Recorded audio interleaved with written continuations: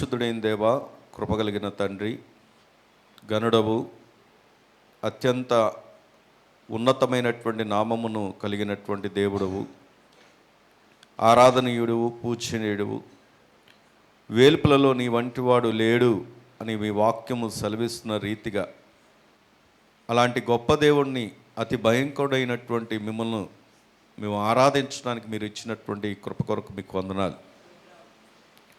మీ ముందు అర్హత లేనటువంటి మమ్మలను ప్రభువైన యేసు క్రీస్తు వారి ద్వారా అర్హులుగా ఎంచి ఆయన నీతిని మాకు ఆపాదించి తండ్రి అబ్బా అని పిలవగలిగినటువంటి భాగ్యాన్ని ఇచ్చి ఈ దినము మీ గణనామాన్ని స్తుతించడం కొరకు మీరు ఇచ్చినటువంటి ఈ కృప అంతటిని బట్టి మీ కృతజ్ఞతాస్తుతులు స్తోత్రాలు చెల్లిస్తూ ఉన్నాం. ఇంతవరకు మీరు మహిమ పొందుతూ వచ్చారు.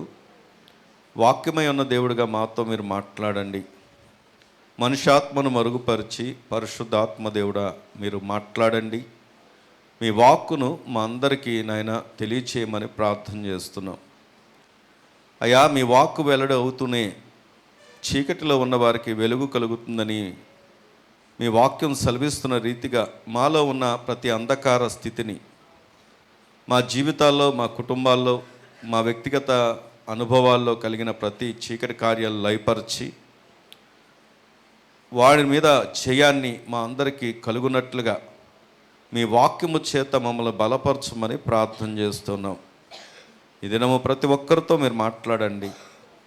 ఖాళీ హృదయాలతో ఎవరు వెళ్లకుండా నింపబడిన వారుగా, అయా ఇగొత్తని నెమ్మది పొందిన వారుగా, సమాధానకరమైనటువంటి జీవితము మీ ఎదుట మేము జీవించగలిగినట్లుగా మీరే మీ ఆత్మ సహాయముతో వాక్యమున్న దేవుడిగా మాతో మాట్లాడి మహిమ మీరు పొందుకొనమని, వచ్చిన ప్రతి ఒక్కరిని, వింటున్న ప్రతి ఒక్కరిని పేరు పేరు చొప్పున మీరు దీవించి మహిమ ఘనత ప్రభావాలు తెచ్చుకొనమని ప్రభువైన యేసు క్రీస్తు వారి యొక్క శ్రేష్టమైన నామంలో ప్రార్థించి స్తుతించి పొంది ఉన్న మా పరమ తండ్రి, ఆమేన్.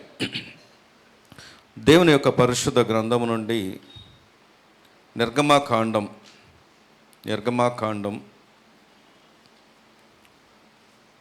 5వ అధ్యాయము. నిర్గమాకాండం 5వ అధ్యాయము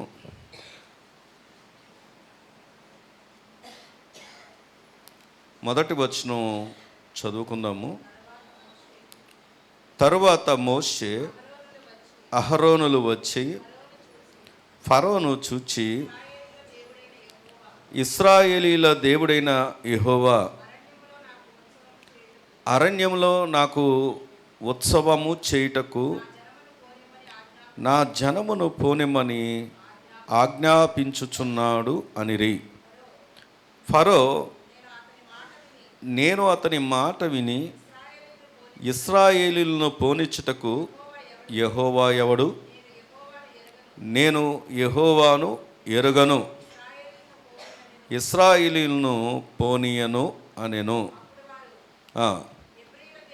అప్పుడు వారు, ఎబ్రీయుల దేవుడు మమ్మను ఎదుర్కొనేను, సెలవైన ఎడల మేము అరణ్యంలోనికి 3 దినముల ప్రయాణమంత దూరము పోయి మా దేవుడైన యెహోవాకు బలి అర్పించుదుము, లేని ఎడల ఆయన మా మీద తెగులుతోనైనను ఖడ్గముతోనైనను పడునేమో అనిరి. అందుకు ఐగుప్తు రాజు, మోషే, అహరోను, ఈ జనులు తమ పనులు చేయకుండా మీరు ఎలా ఆపుచున్నారు? మీ బరువులు మోయుటకు పొండనెను. మరియు ఫరో, ఇదిగో ఈ జనము ఇప్పుడు విస్తరించి ఉన్నది, వారు తమ బరువులను విడిచి తీరికగా ఉండునట్లు మీరు చేరుచున్నారని వారితో అనెను. ఆ దినమున ఫరో ప్రజలపైనున్న కార్యనియామకులకును వారి నాయకులకును ఇట్లా ఆజ్ఞాపించెను, ఇటుకలు చేయుటకు మీరు ఇక మీదట ఈ జనులకు గడ్డి ఇయ్యకూడదు. వారు వెళ్ళి తామే గడ్డి కూర్చుకొనవలెను. చాలండి. దేవుడి మాటలు మనందరి వినికిల్లో దీవించునుగాక. ఆమెను గట్టిగా చెప్దామా? ఆమె. ఇంకా చదవాల్సిన చాలా భాగం ఉంది. అయినప్పటికీ ఈ దినాన కొంతవరకు మనం ఆలోచన చేయడానికి దేవుడు మనతో మాట్లాడే మాట వరకు మనము ఆలోచన చేద్దాము. ఇక్కడ ఏం జరుగుతుందో మనందరికీ తెలుసు. ఇక్కడ సందర్భం ఏంటి వినాలి. సందర్భం ఏమిటి అని ఆలోచన చేసినప్పుడు దేవుడు మోషేని ఎన్నుకున్నాడు, ఏర్పరచుకున్నాడు. తన ప్రజలు బానిసత్వంలో ఉన్నారని వారిని విడిపించడానికి దేవుడు నియమించుకున్నటువంటి సాధనంగా తను నిలబెట్టుకొని తనతో ఇలా వెళ్ళాలి అని చెప్పినప్పుడు మోషే నేను బుద్ధిమాంద్యత కలిగిన వాడిని, బలహీనుణ్ణి, నేనేం చేయగలనంటే తనకు అహరోనుని ఇచ్చి మరి వారిని ఇరువురిని కూడా పంపించినట్లుగా ఫరో యొద్దకు మనం చూస్తాం. ఇక్కడ మనం గమనించినప్పుడు దేవుని వాక్యాన్ని పరిశీలన చేసినప్పుడు మరి మోషే అహరోనులు ఇద్దరు వెళ్ళి ఫరోతో మాట్లాడుతూ ఉన్నారు. ఫరో యొక్క రెస్పాన్స్ ఎలా ఉందో కూడా మనం ఇక్కడ చూస్తాం.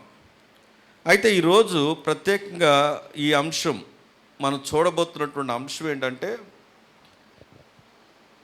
ప్రతిసారి వారు ఫరో దగ్గరికి వెళ్తూ ఫరో దగ్గర తన ప్రజల్ని పోనిమ్మని అడిగినప్పుడు ఆ ఫరో యొక్క రెస్పాన్స్ ఎలా ఉంది అన్నదాని గురించి ఆలోచన చేస్తూ దానికి వీళ్ళ రెస్పాన్స్ ఎలాగుంది, వీళ్ళు ఎలా ఉన్నారు, వీరే విధంగా స్పందిస్తున్నారు అన్నదాన్ని గ్రహిస్తూ ఈరోజు మనం కొన్ని ఆత్మీయమైనటువంటి విషయాలు ఈ వాక్య భాగం ద్వారా నేర్చుకోబోతున్నాం.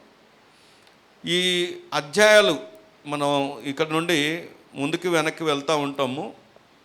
ఈ అధ్యాయాలన్నిటిని పరిశీలన చేస్తూ ఈరోజు మనం చూడబోతున్నటువంటి అంశము ఏమిటి అంటే, డోంట్ కాంప్రమైజ్. అంటే అర్థం ఏంటి అంటే రాజీ పడవద్దు. పక్కన చెప్పండి. ఈరోజు మనం చూస్తున్న అంశం ఏంటండి? రాజీ పడవద్దు. ఏ విషయాల్లో రాజీ పడకూడదో కొన్ని విషయాలు మనం నేర్చుకోబోతాం, కొన్ని ఆత్మీయ సత్యాలు మనం నేర్చుకోబోతున్నాం.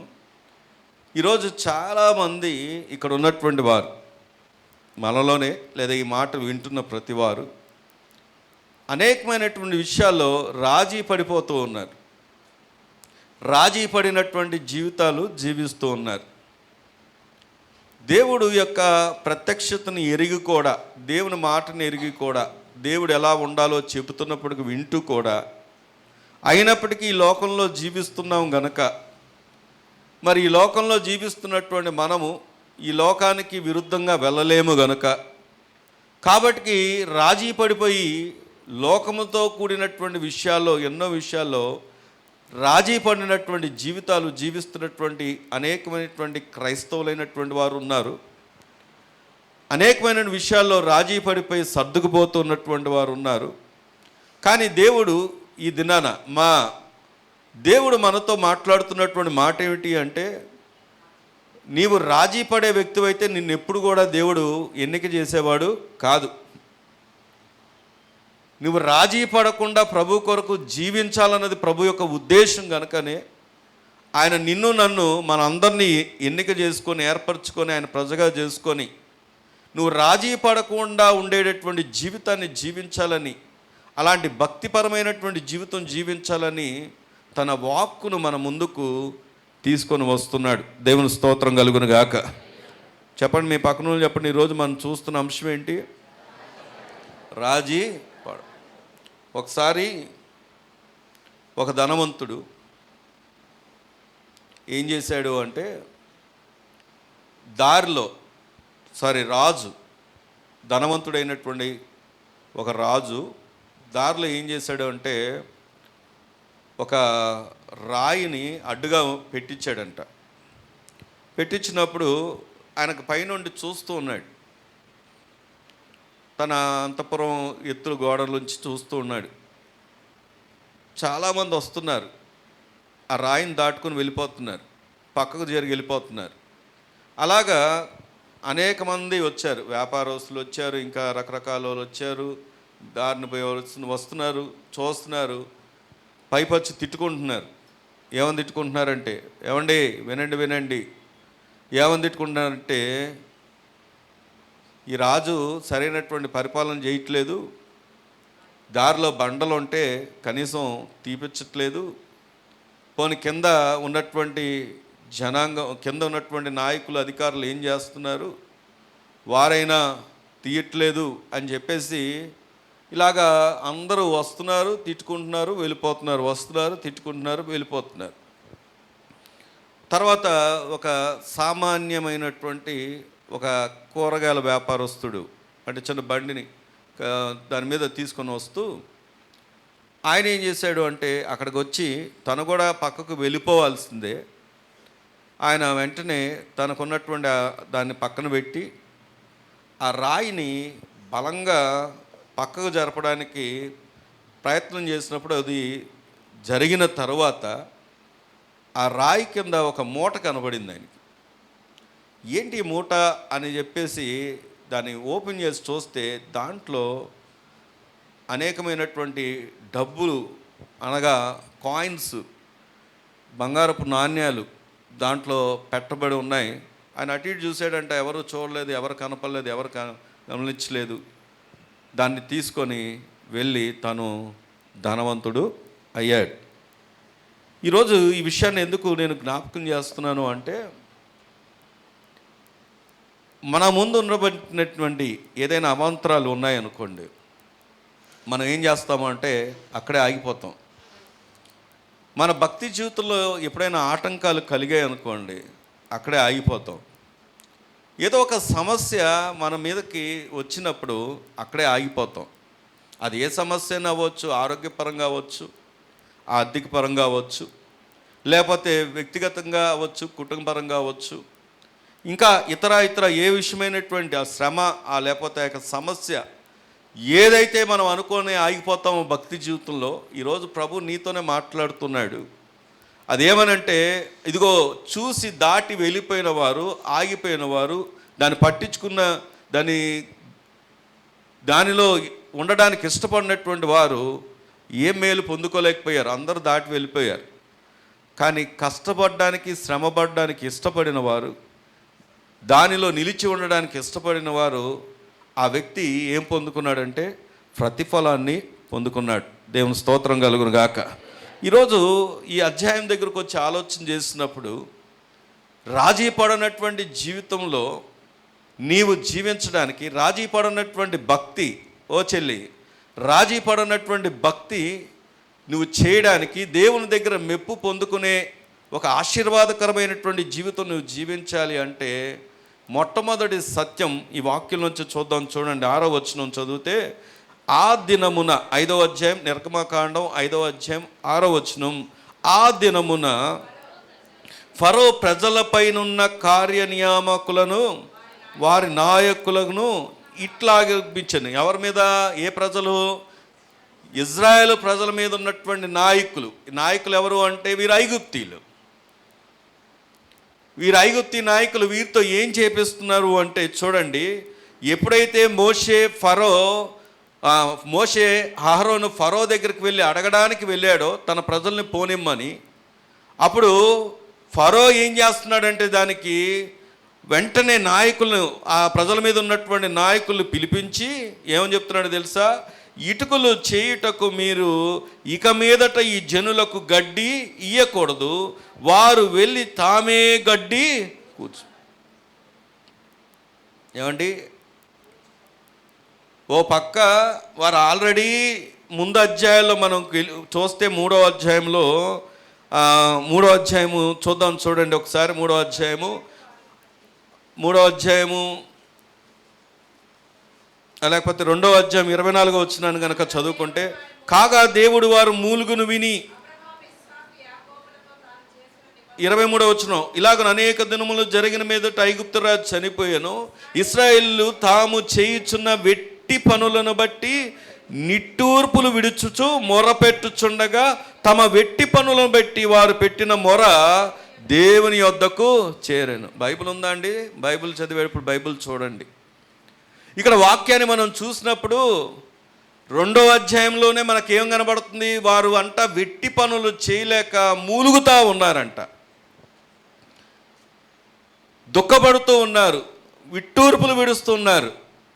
ఏమండోయ్, ఇప్పుడు 5వ అధ్యాయంకి వచ్చినప్పుడు మోషే అహరోను వెళ్ళి మాట్లాడిన తర్వాత ఫరో ఏం చేశాడు తెలుసా? ఇప్పుడు ఇటుకలకు తయారు కావాలి అంటే పని జరగాలి, కానీ ఏం ఉండకూడదు? దానికి కావాల్సిన ద్రవ్యం ఉండకూడదు. నేను ఒక మాట అడగనా? తమ్ముడు గోవిందు అనగా రత్నాకర్ ఇక్కడ తాపి మేస్తులు ఉన్నారు, పనిచేశారు, మొన్నటిదాకా చర్చ్ పని చేశారు. అయితే వాళ్ళకి మెటీరియల్ ఇవ్వకుండా పని చేయమంటే చేస్తారా? ఏమండి, మెటీరియల్ ఇవ్వకుండా పని చేయమంటే చేస్తారా? ఏమండి సైదయ్య గారు, మెటీరియల్ ఉంటేనే మనం రావడానికి అంత ఇబ్బంది అవుతుంది. ఆలోచన చేయండి. ఏంటంటే వర్కర్ రాలేదు, దొరకట్లేదు అని చెప్తూ ఉంటాం, కానీ ఇక్కడ మెటీరియల్ ఇవ్వద్దని చెప్పారు. పని మాత్రం ఖచ్చితంగా అంతకుముందు ఎంత పని చేశారో అంత పనే చేయాలన్నారు. చూడండి, ఇప్పుడు మోషేకి ఈ విషయం తెలిసినప్పుడు, అహరోనుకి ఈ విషయం తెలిసినప్పుడు వాళ్ళు బాధపడతారా లేకపోతే ధైర్యంగా ఇంకా ముందుకు కొనసాగుతారా చెప్పండి?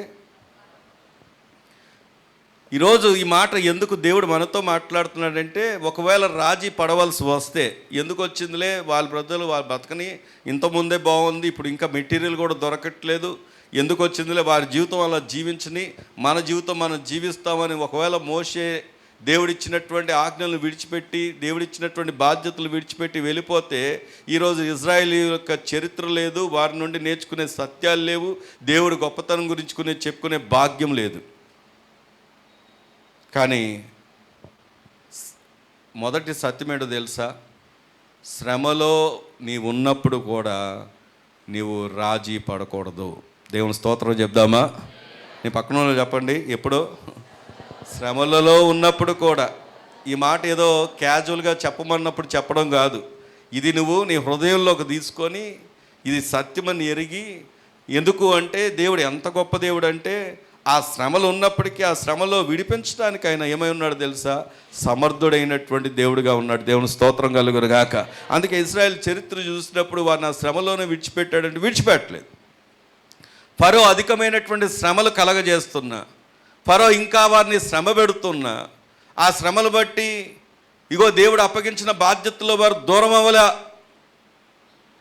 ఈరోజు ప్రియమైన సంగమా, ఒకవేళ శ్రమల్లోనే వెళ్తున్నామో నాకు తెలియదు, అది ఏ శ్రమ అయి ఉందో నాకు తెలియదు. ఏ కుటుంబ శ్రమలో, కుటుంబ పరిస్థితుల్లో, ఆర్థిక పరిస్థితుల్లో, ఆరోగ్య పరిస్థితుల్లో, లేదా వ్యక్తిగత జీవితంలో కలిగిన ఫెయిల్యూర్సో, దేని బట్టి నువ్వు శ్రమలో వెళ్తున్నావో నాకు తెలియదు. కానీ దేవుడు నీతో చెప్తున్న మాట ఏంటంటే, నువ్వు శ్రమలలో ఉన్నప్పటికీ కూడా ఏం చేయకూడదు చెప్పండి? రాజీ పడకూడదు. దేవుని స్తోత్రం కలుగును గాక. ఎందుకంటే కొరింథీ పత్రిక చూడండి. కొరింథీ మొదటి పత్రిక 10వ అధ్యాయము 13వ వచనాన్ని కనుక మనం చదివితే, సాధారణముగా మనుషులకు కలుగు శోధన తప్ప మరి ఏది మీకు సంభవింపలేదు. దేవుడు నమ్మదగినవాడు, మీరు సహింపగలిగినంత కంటే ఎక్కువగా ఆయన మిమ్మును శోధింపబడనీయడు. అంతేకాదు, సహింపగలుగుటకు ఆయన శోధనతో కూడా తప్పించుకొను మార్గమును ఏం చేస్తాడంట? నీ పక్కన వాళ్ళు దాటి చెప్పండి, దేవుడు నిన్ను శోధన నుండి తప్పిస్తాడని చెప్పండి. ఎక్కడ నుండి తప్పిస్తాడండి మనని? ఇక్కడ వాక్యాన్ని మనం చూస్తే సాధారణంగా కలుగు శోధనలే, మనుషులకు కలిగే శోధనలే మనకు కలుగుతున్నాయంట. మన శోధనలకి, మన శ్రమలకు దేవుడు పెట్టిన పేరేంటో తెలుసా? సాధారణంగా. అందరు చెప్పండి, ఏంటది? మళ్ళీ చెప్పండి. సాధారణంగా. కానీ నువ్వు ఎలా చూస్తావు చెప్పండి? మన శ్రమను ఎలా చూస్తావు చెప్పండి? భూతద్దం తెలుసా? భూతద్దం ఏం చేస్తుంది? పెద్దగా చూపిస్తుంది. ఇంతకుముందు ఈ కళ్ళద్దాలకి ఇంత ఉన్నాయనుకోండి, ఏమని పేరు పెట్టేవారు తెలుసా?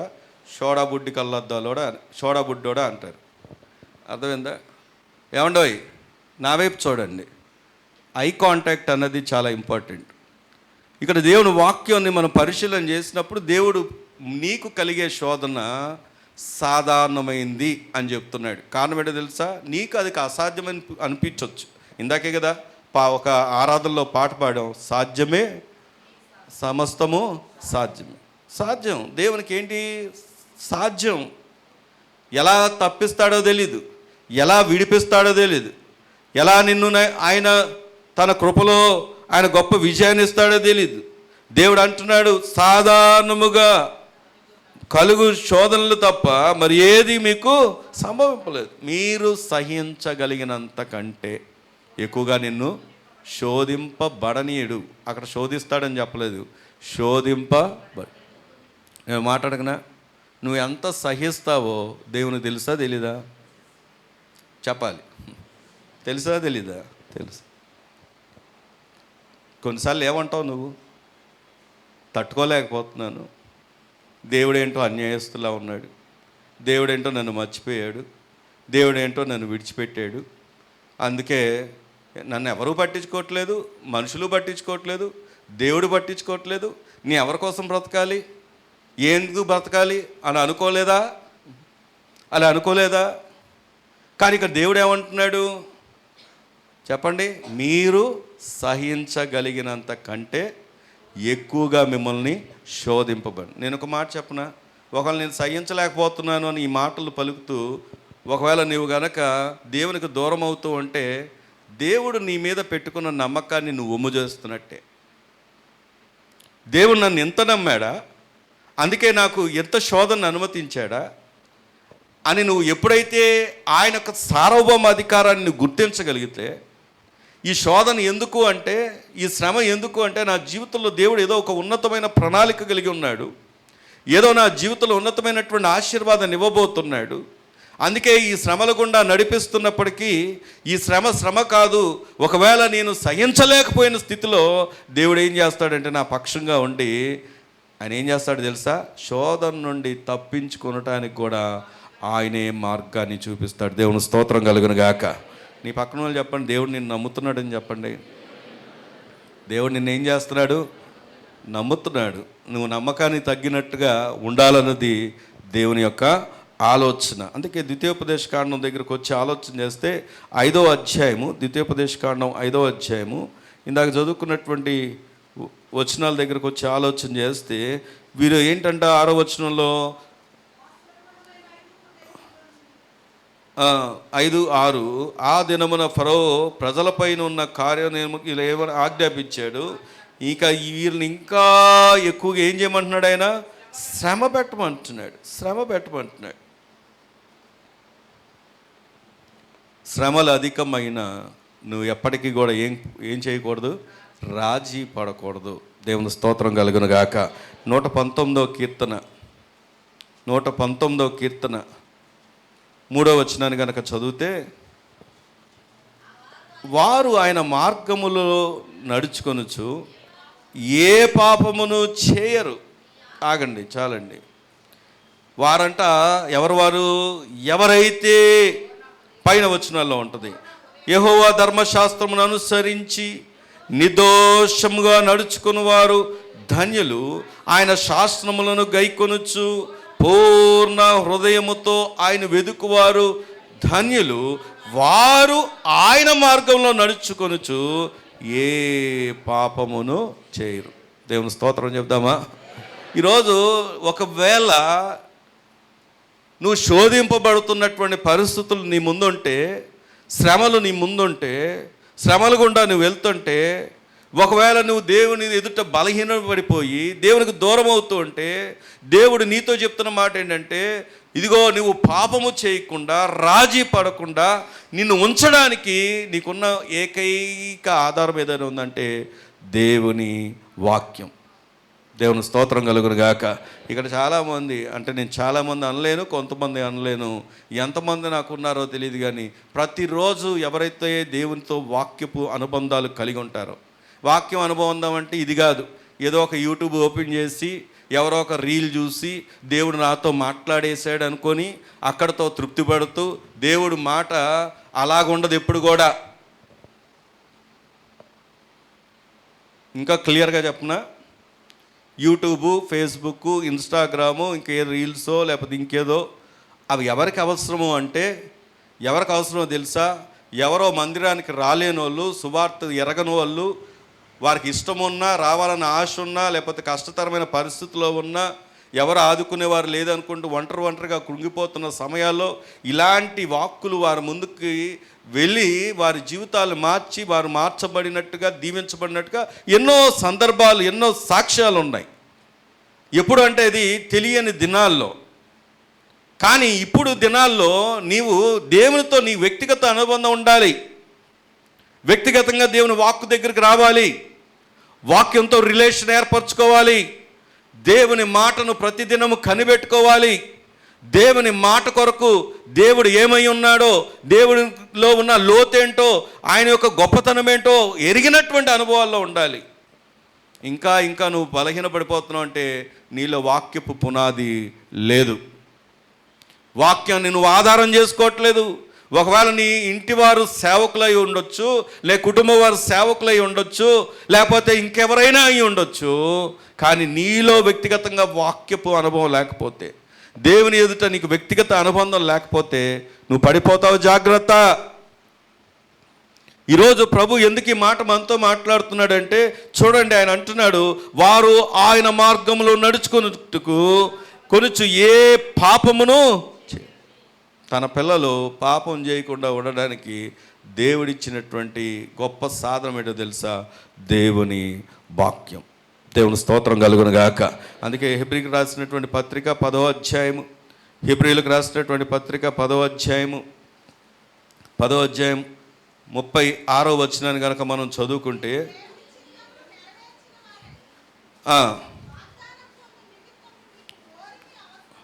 మీరు దేవుని చిత్తమును నెరవేర్చిన వారై వాగ్దానము పొందు నిమిత్తము మీకు, చెప్పండి, అందరు చెప్పండి, ఏం అవసరము? ఓర్మి అంటే ఏంటి? ఓర్పు కావాలి. గట్టిగా దేవుని స్తోత్రం చెప్దామా? గట్టిగా చెప్దామా? హల్లెలూయా, హల్లెలూయా. ఇక్కడ వాక్యాన్ని చూసినప్పుడు మీకు వాగ్దానము పొందు నిమిత్తము మీకేముండాలి? ఓర్మి ఉండాలి, అంటే ఓర్పు ఉండాలి. రాజీ పడిపోయావు అనుకో, ఇంకా నా వల్ల కాదనుకున్నావు అనుకో, ఇంకా నేను చేయలేను అనుకున్నావు అనుకో, నీ వాగ్దానాన్ని కోల్పోతావు. నువ్వు దేవుని కొరకు నమ్మకంగా నిలబడితే, ఓర్పుతో సహనంతో నువ్వు ఉంటే, నిన్ను ఏ స్థానంలో ఉంచాడో, ఎక్కడ ఉంచావో అక్కడే నువ్వు సంతోషించగలిగితే దేవుడు నీకేమిస్తాడో తెలుసా? విజయాన్ని. కొంతమంది ఎలా ఉంటారంటే లేని దానికోసం ప్రయాసపడుతూ ఉంటారు. మనుషుల మీద ఎంతకాలం భక్తి చేస్తారండి? మనుషులు ఎంతకాలం ఆధారం చేసుకుంటారు? ఎంతకాలం ఆధారం చేసుకుంటారు? పలానా నాయకుడు ముఖ్యమంత్రిగా ఉన్నప్పుడు ఈ కింద ఉన్న వాళ్ళంతా ఎగురుతూ ఉంటారు. ఇక ఖచ్చితంగా మావోడే వస్తాడు అనుకుంటారు. తీరా జరిగేది ఏంటంటే, ఏదో జరిగిపోయి ఒకవేళ రాలేదో అనుకోండి, వీళ్ళందరూ ఎక్కడికి వెళ్ళాలి?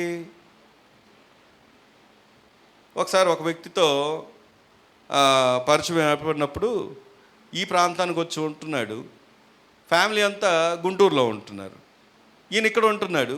నేను, ఏంటి మీ ఫ్యామిలీ ఏమైనా సమస్యలా లేకపోతే అప్పులా అంటే, నాకు ఏ అప్పులు లేవు, ఏ సమస్య లేవు, మా ఫ్యామిలీ కూడా మంచి స్థితిలో ఉన్నారు, జాబ్ హోల్డర్స్. మరి నువ్వెందుకు ఇక్కడికి వచ్చి ఇలాగ దీనంగా బ్రతుకుతున్నావు అంటే, నేను పలానా ప్రభుత్వం ఉన్నప్పుడు బాగా ఎగిరెగిరి పడ్డాను, తర్వాత ఇప్పుడు వాళ్ళందరూ నా మీద కక్ష కట్టారు, అందుకే అక్కడ నుండి పారిపోయి వచ్చేసి వాళ్ళకి దూరంగా ఉండాలనే ఉద్దేశంతో ఇక్కడ బ్రతుకుతున్నాను అని చెప్పాడు. ఎవరి మీద ఆధారం చేసుకున్నావు నువ్వు? ఇప్పుడు నెమ్మది ఉందా? ఫ్యామిలీ రాలేరు, ఫ్యామిలీ సిచ్యువేషన్ అక్కడ మంచి జాబు, కానీ అంతా ఉన్న ఈయనకు వ్యక్తిగతంగా ఏమీ లేదు, నెమ్మది లేదు, స్వేచ్ఛ లేదు. కారణం ఏమిటి అంటే, ఈయన ఎవరి మీద ఆధారపడ్డాడు? మనుషుల మీద. ఈరోజు ఈ మాట దేవుడు మనతో ఎందుకు మాట్లాడుతున్నాడు తెలుసా? నీ భక్తి కానీ, నీ విశ్వాసం కానీ, నీ ఆధారం కానీ మనుషుల మీద ఉంటే, మనుషులు ఎంతకాలం ఉంటారు? జీవితకాలం అంతా ఉంటారా? ఉండరు. నీ స్థితి ఏదో, ఆ స్థితిలో నువ్వు ఆనందించగలిగితే, ఆ స్థితిలో ప్రభువు ఉన్నాడు, ఆ ప్రభువు నీకు సహాయం చేస్తాడని నువ్వు నమ్మగలిగితే, శ్రమల్లో నువ్వు రాజీ పడవు, శ్రమల్లో రాజీ పడని వారి విషయంలో దేవుడు చెప్తున్నాడు, వారు వాగ్దానాన్ని పొందుకుంటారు, వాగ్దానాన్ని అందుకుంటారు. దేవుని స్తోత్రం కలుగును గాక. ఇది నా మాట కాదు, దాని కొరకు దేవుడు చెప్తున్నటువంటి మాట ఏంటంటే, నీకు ఓర్మి అవసరం. నీ పక్కన వాళ్ళు ఎప్పుడు ఏముండాలి? నీకు చెప్పాలి ఏముండాలి? ఓర్పు అవసరం. మనకు లేనిదేంటో ఓర్పే. మన వెంటనే జరిగిపోవాలి. నా చిన్నప్పుడు, నేను ఇంతకుముందు కూడా చెప్పాను, నా చిన్నప్పుడు నాకు కాఫీ అంటే చాలా ఇష్టం. యాక్చువల్గా టీలో పుట్టి పెరిగాను. నేను టీలో పుట్టి పెరిగా. అంటే అర్థం ఏంటంటే, పుట్టి పెరగడం టీలో పెరగడం కాదు. మా నాన్నగారు చిన్నప్పటి నుండి టీ క్యాంటీన్ అవ్వడంతో చిన్నప్పటి నుండే టీ విపరీతంగా తాగేవాళ్ళం. మా ఇంట్లో టీ బస్తాలు ఉండేది, టీ పొడి బస్తాలు, పంచదార బస్తాలు ఉండేది, పాలపిండి బస్తాలు ఉండేది, బస్తాలు ఎప్పుడు స్టాక్ ఉండేది. పెరుగు కూడా ఎప్పుడు స్టాకు, నెయ్యి ఎప్పుడు స్టాకు. ఎందుకంటే క్యాంటీన్ వ్యాపారం కాబట్టి సమృద్ధిగా పాలు సరిపోక 20 మంది దాకా పాలు పోసేవారు. అంత వ్యాపారం ఉండేది. అయితే నా కాఫీ, ఇంటి దగ్గర కాఫీ పెట్టినప్పుడు చాలా ఇష్టపడేవాడిని. మా ఇంట్లో పెట్టిన కాఫీ అంటే చాలా ఇష్టంగా ఉండేది. నాకు ఒక కప్పు ఉండేది, ఆ కప్పులో తాగుతుంటే చాలా హ్యాపీగా ఉండేది. అప్పట్లోనే నాకు తెలిసి, మరి నాకన్నా పెద్దలు ఉండొచ్చు, చిన్నలు ఉండొచ్చు, ఇక్కడ గ్రీన్ లేబుల్ కాఫీ పొడి ఉండేది. ఇప్పుడు ఉందో లేదో తెలీదు. అదేంటంటే ఫిల్టర్ కాఫీ. దాన్ని మరిగించాలి. ఎంత మరిగితే అంత టేస్ట్ ఉంటుంది. లాస్ట్ సిప్ వరకు కూడా, నా చిన్నతనం నా బాగా గుర్తు, లాస్ట్ సిప్ అంటే చివరిసారి తాగే లాస్ట్ది కూడా ఎంతో శ్రేష్టంగా తగిలేది. అది చాలా టేస్టీగా అనిపించేది. కానీ ఇప్పుడు ఏమైపోయిందంటే, ఇన్స్టెంట్ కాఫీలు వచ్చేసాయి. ఎందుకు ఇన్స్టెంట్ కాఫీలు వచ్చాయంటే, ఇప్పుడు అంత ఓర్పు లేదు, అంత బాయిల్ చేసి కాల్చి లేకపోతే మరిగిచ్చి పెట్టేంత లేదు. ఎవరైనా వచ్చారంటే రూపాయి పొట్లం తెచ్చి వేయడమే, ఎవరైనా వచ్చారంటే 3 రూపాయల పొట్లం తెచ్చి వేయడమే, ఇంకొక 4 వచ్చారంటే తిట్టుకుంటూ ఒక 5 రూపాయల పొట్లం వేయడమే. అదేంటంటే అది ఎలాగైనా ఉన్నాయండి. ఏమిచ్చారు? అందుకే నేను మానేసా, టీ కాఫీలు మానేసా. అబద్ధం చెప్పలేం కదా, తాగట్లేదని. ఇప్పుడు నిజంగా మానేసా. 1 year అయింది నేను కాఫీ టీలు తాగి. ఇప్పుడు మానేశాను కాబట్టి ధైర్యంగా చెప్పగలను, నేను తాగను అని. ఎందుకంటే నా పక్కన ఉంటారు కొంతమంది, మీరు అలాగంటే ఎలాగండి, మేము ఫీల్ అయిపోతామండి, అలాగంటే అండి మేము ఫీల్ అయిపోతామండి. నాకు ఒంట్లో బాగోతే మీరు ఫీల్ అవుతారు, నేను ఫీల్ అవుతానా? చెప్పండి. అంటే ఎందుకు విషయం చెప్తున్నానంటే, ఈరోజు ఇన్స్టెంట్గా జరిగిపోవాలి. ఏదైనా దేవుడు ఏదైనా కార్యం చేస్తే ఇన్స్టెంట్గా జరిగిపోవాలి, అడిగినమ్మడే జరిగిపోవాలి, కోరినమ్మడే జరిగిపోవాలి. 1వ తారీఖు రాగానే అకౌంట్లు ఎన్ని పడాలి? మనం ఎంత ఈఎంఐలు కట్టాలో అంత పడిపోవాలి. ఏమండి, ఎంత కావాలో అంత పడిపోవాలి, ధనం ఎంత కావాలో అంత పడిపోవాలి. దేవుడు ఎప్పుడు కూడా అలాగా చేయడు. దేవుడు ఎలా చేస్తాడో తెలుసా? నువ్వు పొందుకోవాలంటే నీకేముండాలి? ఓర్పు అవసరం, ఓర్మి అవసరం. 40వ కీర్తన చూడనక్కర్లేదు, మొదటి వచనంలో ఉంటుంది, యెహోవా కొరకు ఎలా కనిపెట్టుకోవాలి? సహనముతో కనిపెట్టుకోవాలి. అప్పుడు నీ పాదాలు ఎక్కడ ఉంటాయో తెలుసా? బండ మీద స్థిరపరుస్తాడు ఆయన. దేవుని స్తోత్రం కలుగును గాక. ఈరోజు ఎందుకు ఈ మాట దేవుడు మనతో మాట్లాడుతున్నాడంటే, శ్రమలలో ఉన్నప్పుడు కూడా నీవు రాజీ పడకూడదు. దేవుని స్తోత్రం కలుగును గాక.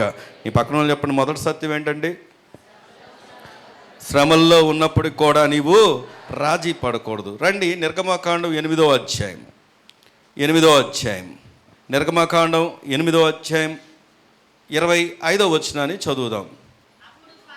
అప్పుడు ఫరో మోషే అహరోనులను పిలిపించి, మీరు వెళ్ళి ఈ దేశంలో మీ దేవునికి బలి అర్పించనని వారితో చెప్పగా.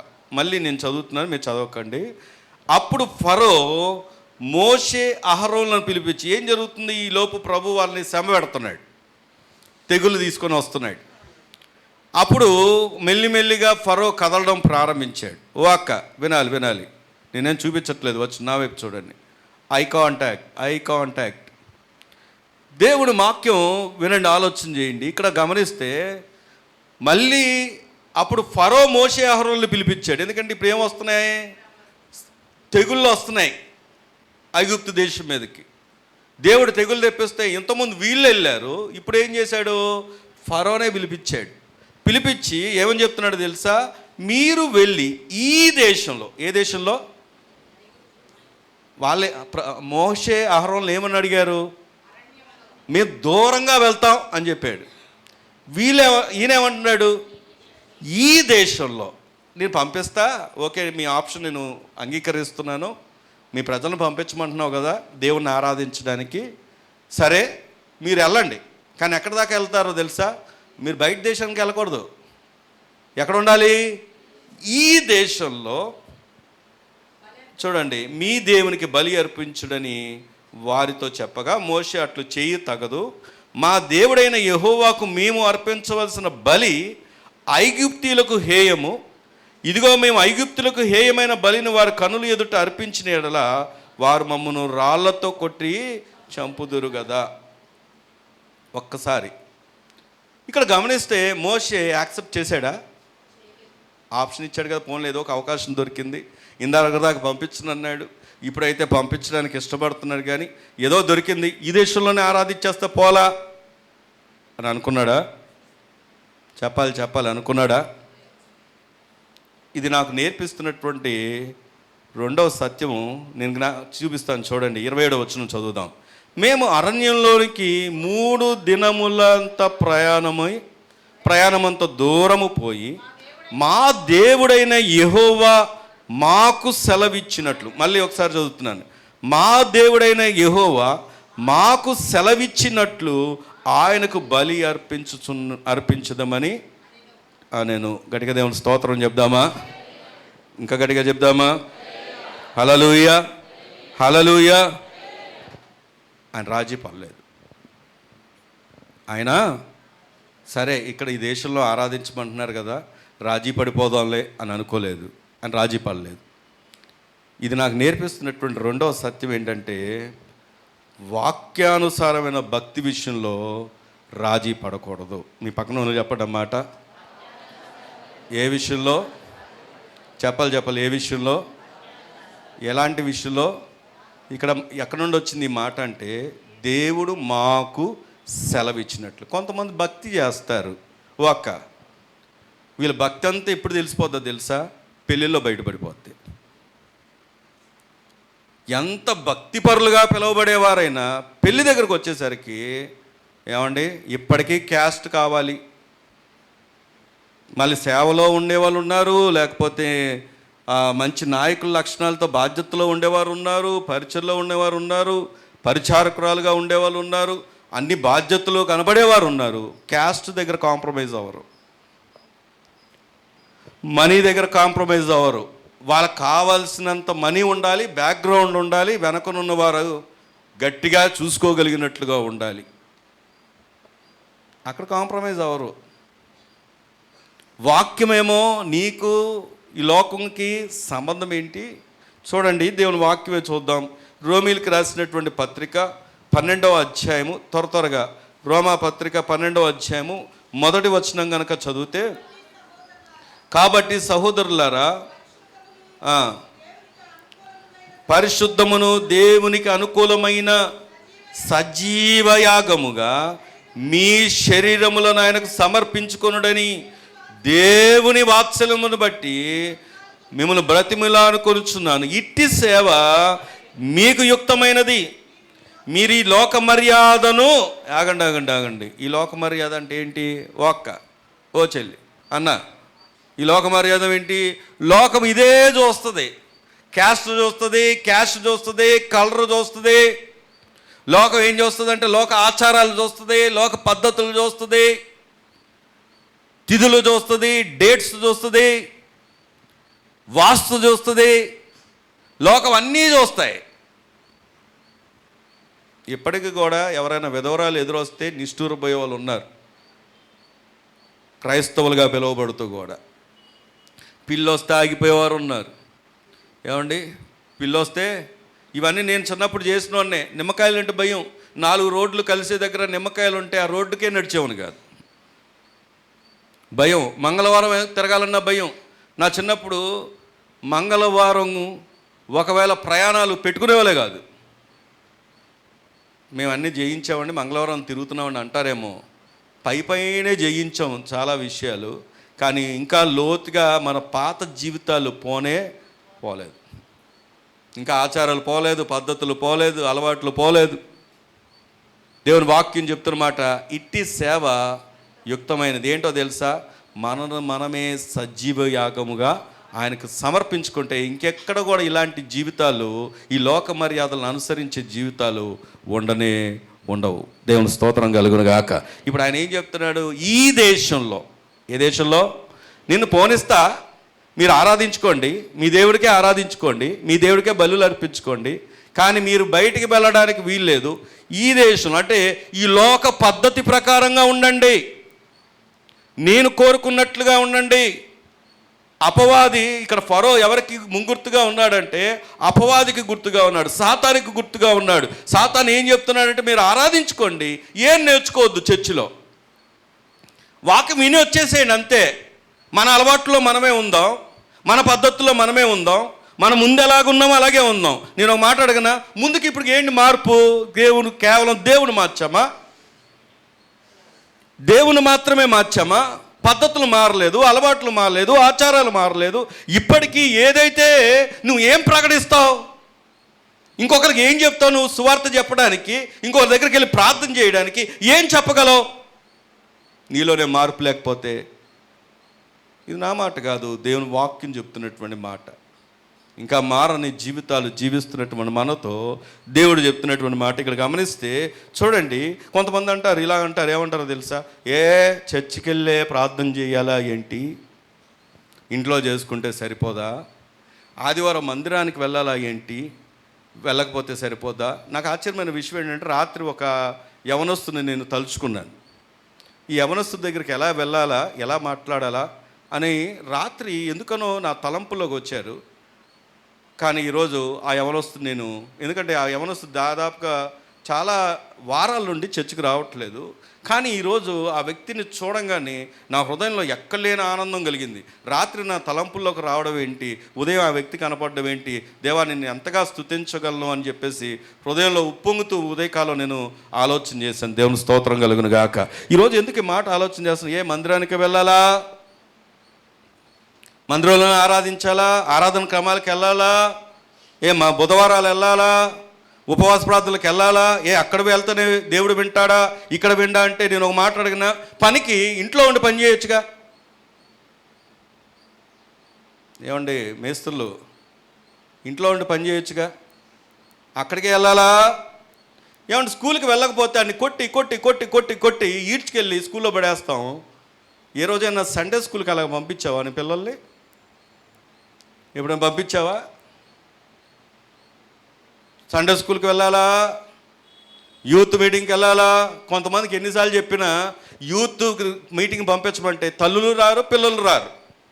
ఈరోజు రారు, కానీ ఒకరోజు మీకు తెలిసే విషయం ఏంటంటే లోకం ఎంత భయంకరంగా ఉందో వాళ్ళ నుండి కాపాడగలిగింది, వారి నడకను సరి చేసుకోగలిగింది ఏదైనా అంటే దేవుని సన్నిధే. ఎంతోమంది సేవకులైన వారు యూత్ మీటింగుల్లో వెళ్ళి మొదటిసారిగా దేవుడి మాట విని పట్టబడి వారి జీవితాల్లో సాక్ష్యాలు చెప్పిన వారు ఎంతోమంది ఉన్నారు.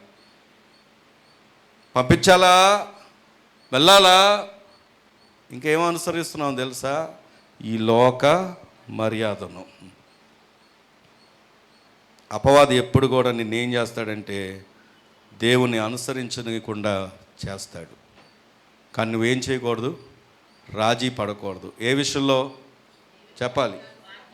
వాక్యానుసారమైన భక్తి విషయంలో నీవు రాజీ పడకూడదు. నీ పక్కన వాళ్ళు చెప్పండి, ఏ విషయంలో? వాక్యానుసారమైన భక్తి విషయంలో. యోహాను మొదటి పత్రిక 2వ అధ్యాయం 17వ వచనం. లోకమును దాని ఆశయు గతించిపోవును చున్నవి కానీ దేవుని చిత్తమును జరిగించువాడు నిరంతరము నిలుచును. గట్టిగా దేవుని స్తోత్రం చెప్దామా? ఏ చిత్తం ఎవరండి? దేవుని చిత్తం. అక్కడ మోషే అహరోన్ను పిలిపించి మీరు ఈ దేశంలో బలులు అర్పించండి మీ దేవుడి కంటే, నెవర్, నేను రాజీ పన్ను. ఎక్కడికి వెళ్ళాలి? దేవుడు మాకు సెలవిచ్చిన మాట చొప్పున. ఈరోజు దేవుడు నీతో ఏం మాట్లాడుతున్నాడు, నేను ఏ విషయంలో గద్దిస్తున్నాడు, నేను ఏ విషయంలో హెచ్చరిస్తున్నాడు, ఏ విషయంలో మాట్లాడి ఆదరిస్తున్నాడు, ఆ మాటకు విధేయత నువ్వు చూపిస్తే నీ జీవితంలో నెమ్మది దొరుకుతుంది. ఆ మాటకు నువ్వు లోబడితే నీ జీవితంలో గొప్ప కార్యాలు చేస్తాడు దేవుడు. పెడచెవును పెడతావా, నష్టపోయేది నువ్వే. ఈరోజు ప్రభువు నీతో నాతో మనందరితో మాట్లాడుతున్న మాట, నీ భక్తి ఎలా ఉండాలో తెలుసా?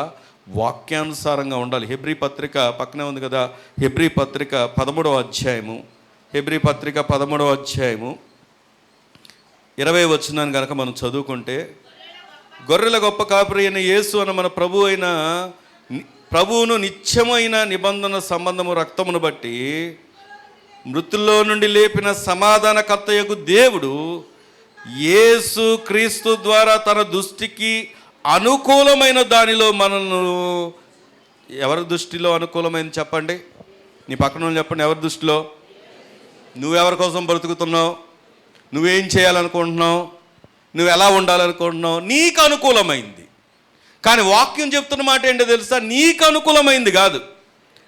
లోకానికి లోకానుసారమైనటువంటి ఆలోచనలు ఉంటాయి, కానీ దేవునికి నీ ఎడలో ఒక ప్రణాళిక ఉంది. దేవుని స్తోత్రం కలుగును గాక. దేవుడు చెబుతున్నటువంటి మాట ఏంటంటే, ఆయన తన దృష్టికి అనుకూలమైన దాన్ని మనలో జరిగించుచు ప్రతి మంచి విషయంలోనూ తన చిత్త ప్రకారం చేయుటకు మిమ్మును సిద్ధపరచునుగాక. ఆమేన్, ఆమేన్. ఎవరి చిత్త ప్రకారం? చెప్పాలి, ఎవరి చిత్త ప్రకారం? కాబట్టి నీ భక్తి వాక్యానుసారమైంది ఉండాలి. కొంతవరకే చేస్తానండి, నాకు నచ్చినంత వరకు చేస్తానండి, నాకు నొప్పి రానంత వరకు చేస్తానండి, బాధ కలిగినంత వరకే చేస్తానంటే అది వాక్యానుసారమైన భక్తి ఎంత మాత్రము కాదు. వాక్యానుసారమైన భక్తి కష్టం కలిగినా, శ్రమ కలిగినా, ఇబ్బందులు కలిగినా, నష్టం కలిగినా, ఏ పరిస్థితులు గుండా నీవు వెళ్తున్నా దేవుడు ఎప్పుడు కూడా నిన్ను విడిచిపెట్టడు. కానీ నువ్వు ఆయనకు చెప్పినట్టుగా నడుచుకుంటే నీ జీవితంలో ఉన్నతమైన స్థితిని నువ్వు చూస్తావు. ఆమేన్, ఆమేన్. 2 విషయాలు జ్ఞాపకం చేసుకుంటే, మొదటి విషయం ఏం చెప్పండి? ఏ విషయంలో రాజీ పడకూడదు? శ్రమల్లో ఉన్నా రాజీ పడదు. రెండవది, వాక్యానుసారమైన భక్తి చేసే విషయంలో రాజీ పడకూడదు. మూడవది దేవుని వాక్యం నుంచే, నిర్గమకాండం మూలవాక్యం విడిచిపెట్టకండి. 8వ అధ్యాయం 28వ వచనం. అందుకు ఫరో, మీరు అరణ్యంలో మీ దేవుడైన యెహోవాకు బలి అర్పించుటకు ఇప్పుడు ఒప్పుకున్నాడు, మిమ్మల్ని పోనిచ్చేదను. కానీ ఎక్కడికి వెళ్ళొద్దు? చెప్పాలి, ఎక్కడికి వెళ్ళొద్దు? దూరం పోవద్దు, మరియు నా కొరకు వేడుకొని. అబ్బా, ఫరోకి ఏమొచ్చింది చెప్పండి? మారు మనసు వచ్చింది.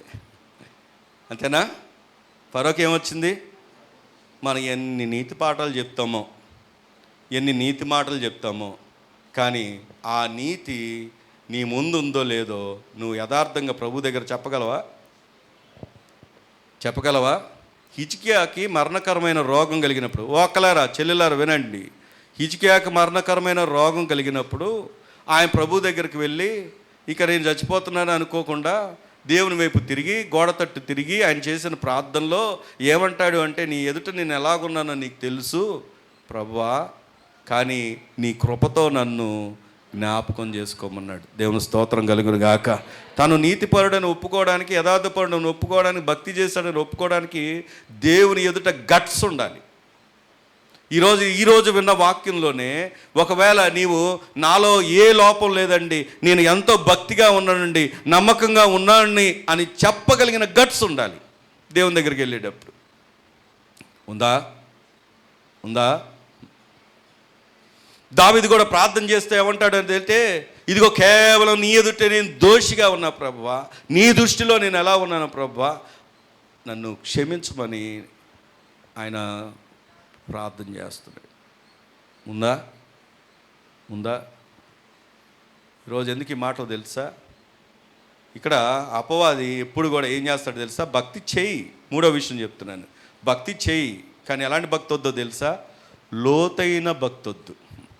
మీ పక్కన చెప్పండి, ఏ భక్తి వద్దు? కానీ నీవు నేను అప్పుడు స్టార్టింగ్లో ఎలా క్రైస్తవుడిగా ప్రారంభించావో ఇప్పటికి అలాగే ఉంటే నీలో లోతు లేదు, నీలో భక్తి లేదు. అప్పట్లో ప్రారంభపు విశ్వాసి ఏంటి అంటే ప్రతిదానికి ఎవరో ఒకరి మీద ఆధారపడమే. కానీ ఇప్పుడు నువ్వు దేవునితో ఎంత ఎదిగావు, ఎంతగా ఫలిస్తున్నావు, ఎంతగా ఉపయోగకరంగా ఉన్నావు, దేవుని కొరకు ఎంత సేవ చేయగలుగుతున్నావు, నీ పార్ట్ ఏంటి, మందిరంలో నీ పార్ట్ ఏంటి, సేవలో నీ పార్ట్ ఏంటి, నీ ద్వారా ఎంతమంది రక్షణలోకి వచ్చారు, ఎంతమంది నింపబడ్డారు.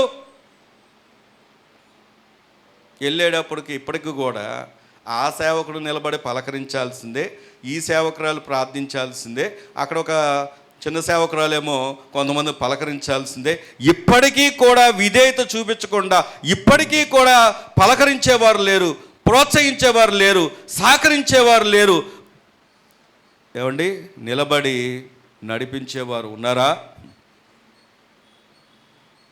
భక్తి ఉండొచ్చు, కానీ సాతాను అంటాడు, ఏ భక్తి వద్దో తెలుసా? లోతైన భక్తి వద్దు. కానీ వాక్యం చెప్తున్నటువంటి సత్యం ఏంటో తెలుసా? రండి, ఎఫ్ఎస్సి పత్రిక వాక్యం నేర్పిస్తున్నటువంటి సత్యం ఏంటి అంటే ఎఫ్ఎస్సి పత్రిక 3వ అధ్యాయం, ఎఫ్ఎస్సి పత్రిక 3వ అధ్యాయం 18వ వచనాన్ని కనుక మనం చదువుకుంటే, ఎఫ్ఎస్సి పత్రిక 3వ అధ్యాయం 18వ వచనం, మీరు అంతరంగ పురుషుని యందు శక్తి కలిగి ఆయన ఆత్మ వలన బలపరచబడినట్లుగాను క్రీస్తు మీ హృదయములలో విశ్వాసము ద్వారా నివసించున్నట్లుగాను తన మహిమైశ్వర్యము చొప్పున మీకు దయ చేయవలనని మీరు దేవుని సంపూర్ణత యందు పూర్ణులగునట్లుగా ప్రేమ యందు వేరుపాడి స్థిరపడి సమస్త పరిశుద్ధులతో కూడా దాని వెడల్పు పొడుగు లోతు ఎంతో గ్రహించుకొనుటకును జ్ఞానముకు మించిన క్రీస్తు ప్రేమను తెలుసుకొనుటకును తగిన శక్తి గలవారు కావాలని ప్రార్థించుచున్నాను. గట్టిగా దేవుని స్తోత్రం చెప్దామా? హల్లెలూయా. నిద్రపోతున్నారు, దేవుని స్తోత్రం చెప్తారా?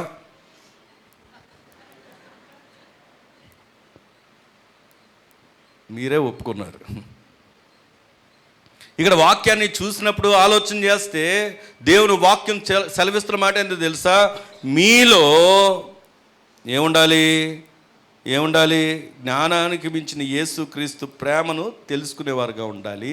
ఆయన లోతు ఏంటో తెలియాలి, ఆయన వెడల్పు ఏంటో తెలియాలి, ఆయన ఏమై ఉన్నాడో తెలియాలి, సమస్త పరిశుద్ధులతో కూడా అంట. నా భక్తి సింగిల్గా ఉంటుందండి. పాట పాడేటప్పుడు కనబడతా, ఆరాధించేటప్పుడు కనబడతా, వాక్యం చెప్పేటప్పుడు కనబడతా, మిగతా సమయంలో నేను కనపడను.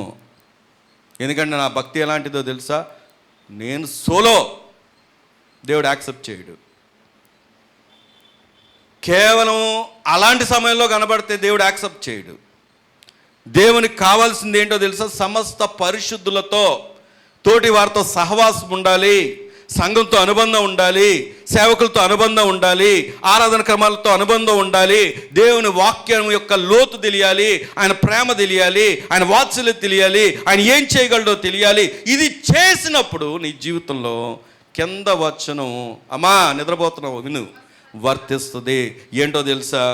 మనలో కార్యసాధకమైన తన శక్తి చొప్పున మనం అడుగు వాటి కంటేను ఊహించు వాటి కంటేను అత్యధికముగా చేయగలిగిన శక్తి కలిగిన దేవుడు ఆయన. దేవుని స్తోత్రం కలుగును గాక. చాలామంది అడుగుతున్నారు కానీ ఎందుకు పొందుకోవట్లేదో తెలుసా? వాళ్ళకి దేవుని లోతు తెలియదు, దేవుని యొక్క ప్రేమ తెలియదు, ప్రేమ యొక్క లోతు తెలియదు, ఆయన ఏం చేయగలడో తెలియదు, ఏమై ఉన్నాడో తెలియదు. కేవలము వస్తారు, వెళ్ళిపోతారు అంతే. కానీ ఆయన లోతుల్లోకి వెళ్తే, మన హృదయంలో ఆయనని మనం ప్రతిష్ఠించుకుంటే, నువ్వు అడుగు వాటికంటే ఊహించు వాటికంటే అత్యధికంగా చేయగలిగినటువంటి శక్తి కలిగినటువంటి దేవుడు ఆయన. దేవుని స్తోత్రం కలుగును గాక. మూడవ సత్యం ఏంటో తెలుసా? లోతైన భక్తి విషయంలో మనం ఏం చేయకూడదు? రాజీ పడకూడదు. 3 విషయాలు. మొదటిది, శ్రమలలో రాజీ పడకూడదు. వాక్యానుసారమైన భక్తి విషయంలో రాజీ పడకూడదు. లోతైనటువంటి భక్తి విషయంలో రాజీ పడకూడదు. నాలుగవది, మళ్ళీ మూలవాక్యంలోకి వద్దాం రండి, త్వరగా నిర్గమాకాండం 10వ అధ్యాయం నిర్గమాకాండం 10వ అధ్యాయం 8వ వచనాన్ని కనుక మనం చదువుకుంటే, మోషే అహరోనులు ఫరో యొద్దకు మరలా రప్పింపబడగా అతను, మీరు వెళ్ళి మీ దేవుడైన యెహోవాను సేవించుడి. అందుకు ఎవరెవరు వెలుద్దురని నేను చదువుతాను ఎవరెవరు వెలుద్దురని వారిని అడిగాను. అందుకు మోషే, మేము యెహోవాకు పండగ ఆచరింపవలను గనక మా కుమారులను మా కుమార్తెలను మా మందలను మా పశువులను వెంట పట్టుకొని మా పెద్దలతో కూడా వెలుదుమనను. అందుకు అతడు, యెహోవా మీకు తోడై ఉండునా, నేను మీ పిల్లల్ని పోనిచ్చదనా? ఇదిగో, మీరు దురాలోచన చేయగలవారు, పురుషులైన మీరు మాత్రము వెళ్ళి యెహోవాను సేవించుడి, మీరు కోరినది అదే కదా అని వారితో అనగా, ఫరో సముఖము నుండి వారు వెళ్ళగొట్టబడిరి. పిలిచింది ఆయనే, వెళ్ళగొట్టింది ఆయన. ఇప్పుడు ఏం జరిగిందో తెలుసా? ఓ అమ్మ, ఏం జరిగింది అంటే, మోషే అహరోనులను పిలిచి ఇప్పుడు అంటున్నారు, ఎవరెవరు వెళ్ళాలనుకుంటున్నారు మీరు అంటే, మోషే చెప్పాడు, మేము వెళ్తాం, మా పిల్లలు వెళ్తారు, మా కుటుంబం వెళ్తుంది, మా పశువులు వెళ్తారు, మా మంద వెళ్తుంది అంటే, దానికి ఆయన ఏమన్నాడు, నువ్వేంటి ఇలాంటి దురాలోచనలు చేస్తున్నావు? అలా కాదు, మీరు కోరుకుంది ఇదే కదా, మీరు మాత్రం అనగా పురుషులు మాత్రం వెళ్ళండి అంటే, వెంటనే ఇప్పుడు మోషే ఎగిరి గంతేసి, ఇందాక అసలు పంపించను అన్నాడు, ఇప్పుడు పురుషులు మాత్రం వెళ్ళమంటున్నాడు. పోన్లే, స్త్రీలు ఎలాగో ఇంటి దగ్గరే ఉంటారులే, ఉన్నేలే అని అనుకున్నాడా? రాజీ పడ్డాడా? చెప్పాలి, రాజీ పడ్డాడా? పర్లా. Never compromise. ఈ రోజుల్లో ఒంటరిగా వచ్చేవారు సంవత్సరాల తరబడిగా ఉన్నారు. ఇంకా ఒంటరిగానే ఎందుకు వస్తున్నారో తెలుసా? వాళ్ళు చెప్తే వినరేమోనని భయం కొంతమందికి అయితే, చెప్తే ఏమంటారన్న భయం కొంతమందికి అయితే, ఎందుకు వచ్చిన గొడవలే అని కొంతమందికి అయితే, కొంతమంది కావాలని విడిచిపెట్టే వాళ్ళు కూడా ఉంటారు. తల్లిదండ్రులు మంచి ప్రార్థనా పరులే పరిచర్లో ఉండేవారు అయ్యుండి కూడా పిల్లల్ని పరిచర్కి పంపించే విషయంలో ఎంత నిష్ఠూరపోతారో. లేనిపోని రాద్ధాంతాలు, రూమర్స్, వాళ్ళు ఇలాగా వీళ్ళలాగా, వాళ్ళు వాడుకొని వీళ్ళు వాడుకొని అని అనుకుంటూ పరిచర్లకు దూరం చేసేవారు ఎంతోమంది ఉన్నారు. దేవునికి దూరం చేసేవారు ఎంతోమంది ఉన్నారు. ఈరోజు కుటుంబ సమేతంగా వచ్చి ఎంతమంది దేవుని దగ్గర ఆరాధిస్తున్నారు. నువ్వు వెళ్ళలే మమ్మీ, మేము రాకపోతే అని యవనస్తులు యూత్ మీటింగ్లు మానేట్లా. దేవుని మందిర పని విషయంలో ఎంతమంది ముందుకు వస్తున్నారు? మీకు ఒక విషయం చెప్పనా? ఇది అపవాది యొక్క తంత్రం, సాతాను యొక్క తంత్రం. అందుకే మన కుటుంబాల్లో ఏముండట్లేదంటే నెమ్మది ఉండట్లేదు. ఒకవేళ స్కూలుకి కనుక వాడు లేట్ అవుతే వాడిని ఎలా బాది తీసుకెళ్తావు? సండే స్కూల్కి ఎప్పుడైనా అదే భారంతో పంపించావా? యూత్ మీటింగ్కి అదే భారంతో పంపించావా? ఓ అక్క, మిమ్మల్ని యెహోషువ అంటాడు, నేనును నా ఇంటి వారు యెహోవాను మాత్రమే సేవిస్తాను. దేవుని స్తోత్రం కలుగును గాక. నేనును నా ఇంటి వారు యెహోవాను మాత్రమే సేవిస్తాడు. అన్న ఏం చేసిందండి? తీసుకెళ్ళి ఎక్కడ ఉంచింది? దేవుని యొక్క ఆలయంలో ఉంచింది. దేవుని ఆలయంలో పెరిగేవారు గొప్ప దీవెనకరంగా ఉంటారు. ఆమేన్. దేవుని సన్నిధిలో అప్పగించబడిన వారు గొప్ప దీవెనకరంగా ఉంటారు. ఇక్కడ అపవాది కుటుంబంగా రావడానికి ఇష్టపడ్డ ఎప్పుడు కూడా, ఒక పెళ్ళికి వెళ్ళాలంటే, ఒక ఫంక్షన్కి వెళ్ళాలంటే, రే పదండ్రాని కుటుంబ సమేతంగా వెళ్ళరా? ఎప్పుడైనా ఒక్కడికి వెళ్ళావా? వెళ్ళడానికి ఇష్టపడ్డావా? విచిత్రం ఏంటంటే, భార్య పిల్లలు ఊరు వెళ్తే చర్చి మానేసే భర్తలు కూడా ఉన్నారు, అలాంటి వారు కూడా ఉన్నారు. భక్తి అనేది భర్త మీద, భార్య మీద, పిల్లల మీదే కట్టుకునేవారు ఉన్నారు. ఇక్కడ గమనిస్తే అపవాది యొక్క తంత్రమే కుటుంబాన్ని దేవుని సన్నిధిలో ఉండనివ్వకుండా, సరే ఈరోజు నువ్వే భక్తి చేస్తున్నావు, ప్రభు రాకడ వచ్చింది, నువ్వు ఎత్తబడతావు, నీ భర్త విడవబడతాడు, నీ పిల్లలు విడవబడతారు, ఏంటి నీ పరిస్థితి? నువ్వు సంతోషంగా వెళ్ళగలవా? నువ్వే భక్తి చేస్తున్నావు, నీ భార్య రావట్లేదు, పిల్లలు రావట్లేదు, నువ్వు సంతోషంగా ఉండగలవా కుటుంబం లేకుండా? మోషే యాక్సెప్ట్ చేయలేదు. పోలే అవకాశం ఇచ్చాడుగా ఫరో, మనం వరకు వెళ్దాం అని అనుకోలేదు. కారణం ఏంటంటే కుటుంబం విషయంలో రాజీ పడలేదు. దేవుని స్తోత్రం చెప్దామా? 4వ సత్యం ఏంటి చెప్పండి? కుటుంబ విషయంలో రాజీ పడలేదు. నీవు నీ ఇంటి వారు ఎక్కడ ఉండాలి? ఆయన సన్నిధిలో ఉండాలి, ఆయన ఆరాధించే వారుగా ఉండాలి. ఒకవేళ ప్రభు రాకడైతే ఆయనతో అందరము కలిసి ఎత్తబడే వారంగా ఉండాలి. కాబట్టి నీ కుటుంబం ఎక్కడ ఉండాలి? దేవుని సన్నిధిలో ఉండాలి.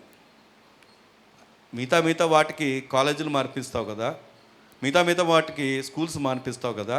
ఏ రోజైనా మందిర పని విషయంలో అరే పర్వాలేదురా ఒక రోజు పోతే పోయింది, వెళ్ళి దేవుని పని చేయి, దాని ప్రతిఫలం దేవుడు ఇస్తాడురా అని ఎంతమంది చెప్పారు? ఎంతమంది సహకరించడానికి? ఒక అయ్యగారు మందిరానికి కేవలం భార్య కోసం వచ్చినట్టుగా, కుటుంబం వాళ్ళు లేకపోతే సేవకుల కోసం వచ్చినట్టుగా రావడం 7:15 వచ్చి 7:8 వాళ్ళు అక్కడ టిఫిన్ అయిపోద్దని వెళ్ళిపోతాడు ఆయన. ఎందుకంటే ఇంకా వాళ్ళకి జీవితంలో టిఫిన్ దొరకదు, ఆ పునుగులతోనే బ్రతికేస్తున్నాం మనం. వచ్చింది ఎప్పుడు అంటే 7:15కి, వెళ్ళేది ఎప్పుడు 7:8. ఇప్పుడు ఎవరి కోసం వచ్చాడు? ఏమండి, దేవుని సన్నిధి చాలా ప్రశస్తమైంది, విలువైంది. దేవుని సన్నిధిలో ఒక్క దినం గడిపితే 1000 దినాల కంటే శ్రేష్టమైంది. దేవుని మందిరంలో అంట ఆయన యొక్క బలిపీఠం దగ్గర పిచ్చుకలకు ఏం దొరుకుద్దో తెలుసా? నివాసం దొరుకుద్దంట. దేవుని స్తోత్రం కలుగును గాక. కాబట్టి నీవు నీ ఇంటి వారు ఎక్కడుండాలో తెలుసా? దేవుని మందిరంలో. కుటుంబ విషయంలో రాజీ పడకూడదు. దేవుని స్తోత్రం కలుగును గాక. అవసరమైతే నువ్వు మందిరానికి రాకపోతే నేను ఊరుకోను అని చెప్పడానికి ముందు ఈ అమ్మగారు రావాలిగా.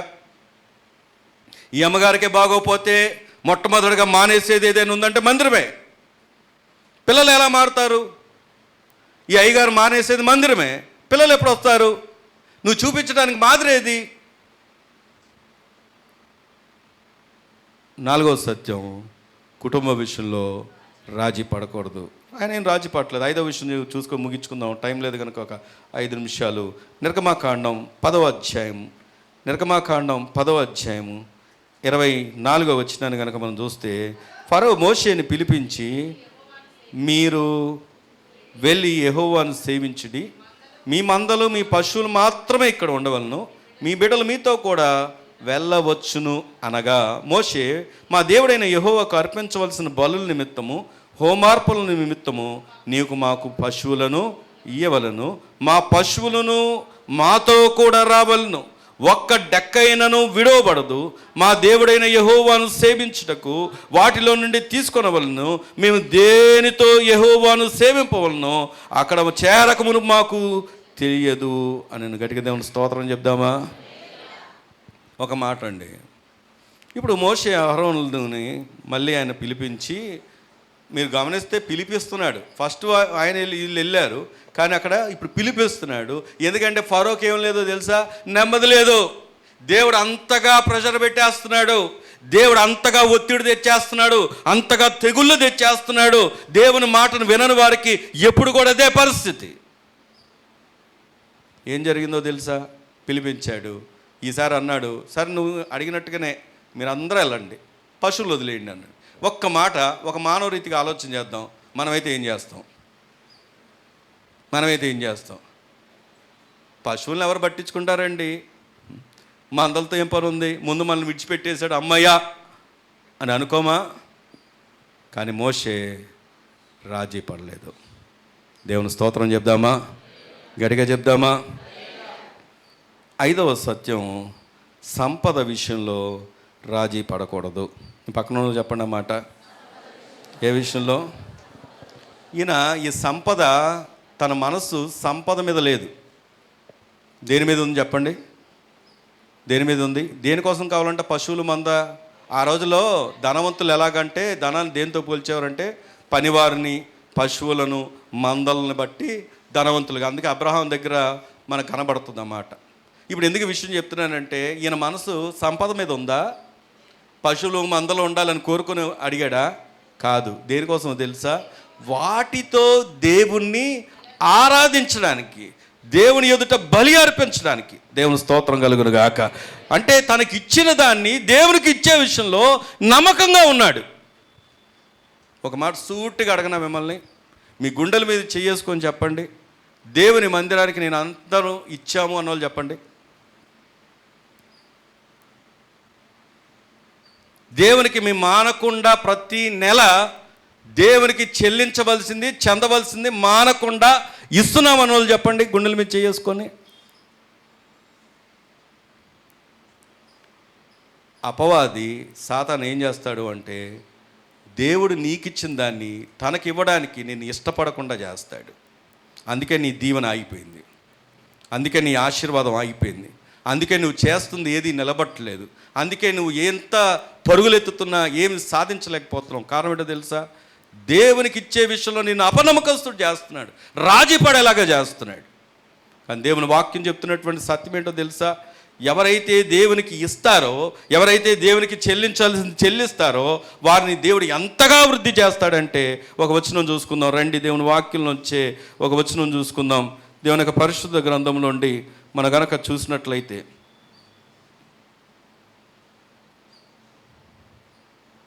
మలాకీ గ్రంథం, త్వరగా మలాకీ గ్రంథం 3వ అధ్యాయం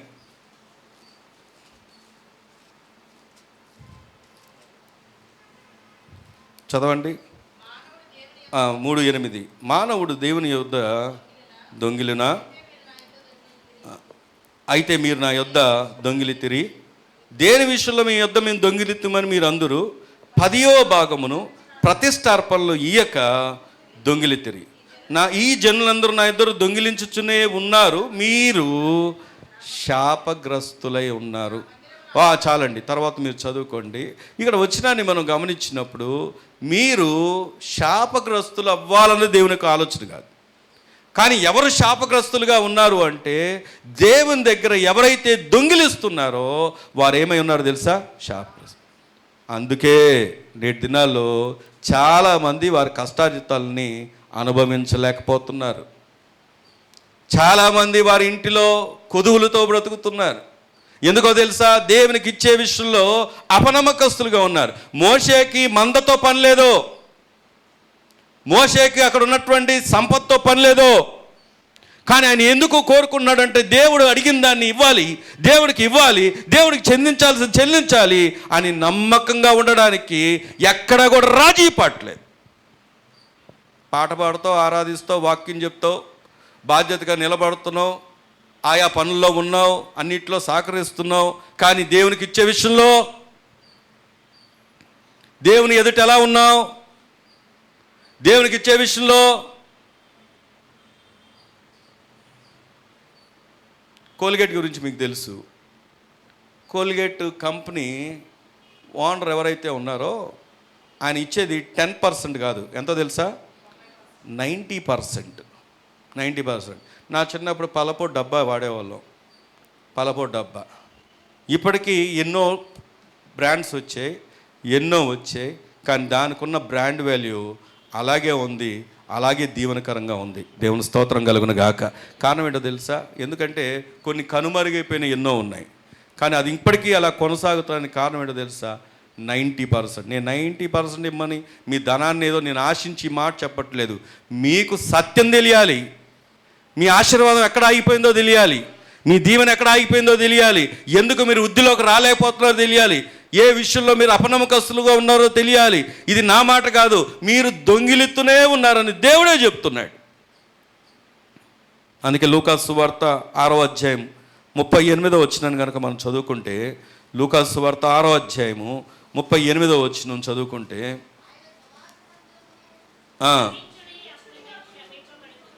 6:38 చదవమ్మా. కొద్ది క్షమించుడి, మీరు క్షమించబడుదురు, ఈయుడి అప్పుడు మీకు ఇయ్యబడును, అణిచి కుదిలించి దిగజారునట్లు నిండు కొలతలను మనుషులు మీ ఒడిలో కొలుతురు, మీరు ఏ కొలతతో కొలుతురో ఆ కొలతతోనే మీకు కొలవబడునని చెప్పను. దేవుని స్తోత్రం చెప్దామా? క్షమాపణ విషయంలో దేవుడు చెప్పాడు, ఇచ్చే విషయంలో దేవుడు చెప్పాడు. నువ్వు మొదట క్షమిస్తే, ఈరోజు ఇక్కడ ఉన్నటువంటి నీలో ఎవరి మీదైతే నీకు క్షమాపణ హృదయం లేదో, ఎవరి మీదైతే వ్యతిరేకంగా నువ్వు ఆలోచిస్తున్నావో, ఎవరికైతే వ్యతిరేకంగా నువ్వు పలుకుతున్నావో, ఎవరినైతే నువ్వు ద్వేషిస్తున్నావో, ఇదే ఒక సమయం నీతో దేవుడు మాట్లాడుతున్నమాట తెలుసా, వారిని క్షమించు. అప్పుడు దేవుడు నిన్నేం చేస్తాడు? సరే, నువ్వు క్షమించలేదు, దేవుడు నిన్ను క్షమించలేదు, నువ్వు ఎలా బ్రతకగలవు? ఎలా బ్రతకగలవు? రెండవదిగా దేవునికి ఇవ్వండి, అప్పుడు మీకు ఇస్తాడు. మీరు ఏ కొలతతో కొలిస్తే, ఈరోజు క్షమించే హృదయం లేదనుకో, అదే కొలత నువ్వు పొందుకుంటావు. దేవునికి ఇచ్చే విషయంలో కొదువులతో ఉన్నావు అనుకో, సనుగుతూ ఉన్నావు అనుకో, సనుక్కొనకు ఇవ్వండి అని ఉంటుంది. ఇంకా చాలా వచనాలు నేను చెప్పే సమయం లేదు, కానీ గుర్తుపెట్టుకోండి, మీరు ఏ కొలతతో కొలిస్తే ఆ కొలతే మీ ముందుకు వస్తుంది. దీవెన అనే కొలత కొలుస్తావో, ప్రేమించే కొలతతో కొలుస్తావో, దేవునికి ఇచ్చే విషయం కొలతతో కొలుస్తావో, నేను ఒక మాట చెప్పనా, దేవుని దగ్గర దొంగలుగా ఉన్నాం అనుకోండి, ఇంకేం పొందుకోగలుగుతాం? ఏం సాధించగలుగుతాం? దేవుడు ఈరోజు నీ ధనాన్ని ఆశించి మాట చెప్పట్లేదు, నీ సంపదను ఆశించి మాట చెప్పట్లేదు. ఓ ధనవంతుడు తన దగ్గరకు వచ్చినప్పుడు దేవుడు చెప్పిన మాట ఏంటంటే, ప్రభు అవన్నీ విడిచిపెట్టి బేదలకు ఇచ్చి నన్ను వెంబడించమన్నాడు. అతను ముఖం చిన్నబుచ్చుకొని వెళ్ళిపోయాడు. కారణం ఏంటంటే తన మనసు ఎక్కడ ఉందో తెలుసా? ధనం మీద. కానీ దేవుని యొక్క ఉద్దేశం, నీ మనసు నా మీద ఉందా, ధనం మీద ఉందా అని టెస్ట్ చేయడానికే. ఈరోజు నువ్వు ఇచ్చేది దేనికోసమో తెలుసా? నీ మనసు దేవుని మీద ఉందో, ధనం మీద ఉందో. ఆ మలాకి గ్రంథంలో ఉంటుంది, నా మందిరంలో ఆహారం ఉండున్నట్లుగా. ఎందుకంటే మీరు ఇచ్చేది దేనికోసం? దేవుని మందిరంలో ఏముండడానికి? ఆహారం ఉండడానికి. ఆహారం ఉండడం. రేపు మందిరం కట్టబడుతుంది, అందులో నీ యొక్క ధనం కనపడలేదనుకో, నీ చెమట కనపడలేదనుకో, నువ్వు ఆ మందిరం బట్టి సంతోషించగలవా? సంతోషించగలవా? నేను ఇవ్వలేదు, కానీ నేను అందులో ఉన్నాను, ఆ మందిరంలో ఉన్నంతకాలం నేరారోపణ చేయబడదా నేను ఇవ్వలేదన్న విషయం? ఈరోజు ప్రశ్న నీ ముందే ఉంది, ఆశీర్వాదం నీ ముందే ఉంది. 5 విషయాలు నీ ముందు ఉంచాను. అదేంటంటే, రాజీ పడవద్దు. ప్రార్థన చేసుకుందామా? ప్రార్థన చేసుకుందామా? ప్రార్థన చేసుకుందామా? దేవుని వాక్యం నీ ముందు ఉంది. శ్రమల్లో నీవు ఉన్నావు, ప్రభువుకు తెలుసు. సాధారణంగా మనుషులు కలుగు శోధన తప్ప మరి ఎక్కువగా ఆయన అనుమతించడు. ఆ శ్రమలో కూడా నిన్ను తప్పించుటకు, ఆ శోధనలో కూడా తప్పించుటకు దేవుడు సమర్థుడు. శ్రమలలో నువ్వు రాజీ పడొద్దు. నీవు కోరుకున్నట్లుగా కాదు భక్తి, ప్రభువు కోరుకున్నట్లుగా నీ భక్తి ఉండాలి.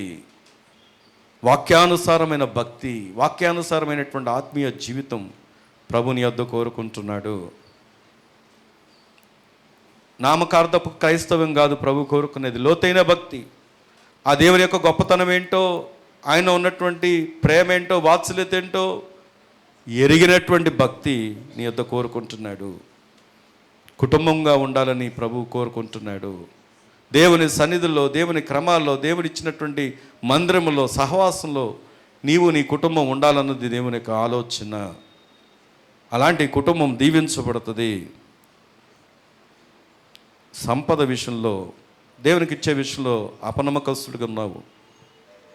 ఏ విషయంలో నువ్వెన్నో లెక్కలు వేసుకుంటావు, ఎన్నో ఆలోచనలు చేస్తావు, ఎందుకు నా స్థితి ఇలాగా అయిపోతుందని అనుకుంటావు. కానీ దేవునికి ఇచ్చే విషయంలో నువ్వు నమ్మకంగా ఉన్నావా లేదో ఒకసారి ఆలోచన చెయ్యి. రాజీ పడొద్దు, రాజీ పడొద్దు. ప్రార్థన చేసుకుందాం. సర్వకృపానిదైన మా తండ్రి, ప్రేమ కలిగిన మా ప్రభు, గరుడా గొప్ప దేవుడా, మీ పాదాలు కొంటున్నారు. ఈ పునరుద్ధారమందుని మీ దాసుని దైవజనులను నిలవబెట్టి కూడున్న నీ బిడ్డలందరితో వారితో మాట్లాడారు. మమ్మల్ని మీరు దర్శించారు. ప్రభనిస్తూ ప్రభా, పరో మాట ఎవరు జీవితాల్లో ఉందో వారు దిగజారిపోయిన భక్తిలో ఉంటారని, వారు బలహీనమైన ఘటాలవుతారని, వారు సంపూర్ణతలోకి ఎదగలేరని, వారు పరిపూర్ణులుగా నిలవలేరని, వారు నెమ్మదిగా జీవించలేరని, వారు దేవునికి ఇష్టలుగా ఉండలేరని ఎన్నో విషయాలు నాయన దానిలో రాజీ పడొద్దని మీరు మాట్లాడారు. ఈ దినము నాయన అనేకుల్లో పరో మాటే కనపడుతుందయ్యా. అవునయ్యా, కుటుంబంగా ఆరాధించలేకపోతే, వ్యక్తిగతంగా నీ పాదాల దగ్గర నిలవలేకపోతున్నాం, పరిశుద్ధులు సావాసంలో ఉండలేకపోతున్నాం. తండ్రి నీకు స్తోత్రం. వాక్యానుసారంగా మా జీవితాలు కట్టుకోలేకపోతున్నాం. దేవానికి లోతైన నీ యొక్క శక్తి కలిగిన దైవ వాక్కులో మా భక్తిని చేయలేకపోతున్నాం తండ్రి. లోకములో, లోక మర్యాదల్లో నాయన రాజీ పడిపోతున్నాం. ప్రభా నీకు స్తోత్రములు తండ్రి. నేనా ఇతరుల్ని క్షమించే విషయంలో నాయన ప్రేమ కలిగి ఉండవలసిన విషయంలో రాజీ పడిపోతున్నాం. రాజీ లేని భక్తి చేయలేకపోతున్నాం. మా లైఫ్లో, మా జీవితాల్లో పరో కనపడుతున్నాడయ్యా, పరో కనపడుతున్నాడు. దేవునికి కనపడతలేదయ్యా, నీ వాక్కు ప్రత్యక్షత కనపడతలేదయ్యా. అందుకే సమాధానాలు కోల్పోతున్నారు, ప్రేమను కోల్పోతున్నారు, నెమ్మది కోల్పోతున్నారు, సంతోషాన్ని కోల్పోతున్నారు, ఆనందాన్ని కోల్పోతున్నారు, ఆరోగ్యాన్ని కోల్పోతున్నారు, అభివృద్ధిని, ఆశీర్వాదాన్ని కోల్పోతానికి కారణం పరో మాట నాయనా నాలో కనపడుతున్నట్లుగా. అయ్యా, వాక్య ప్రత్యక్షతలో మేము నిలబడినప్పుడు పరో మాటకే నాయన లోబడుతున్నాం. అయ్యా, అదిగో అపవాది అయ్యా అనుచరులలో పరో కనపడుతుండగా పరో మాటకే లోబడుతున్న జీవితాలు నాయన ఈ దినము నాయన క్షమించుతాను.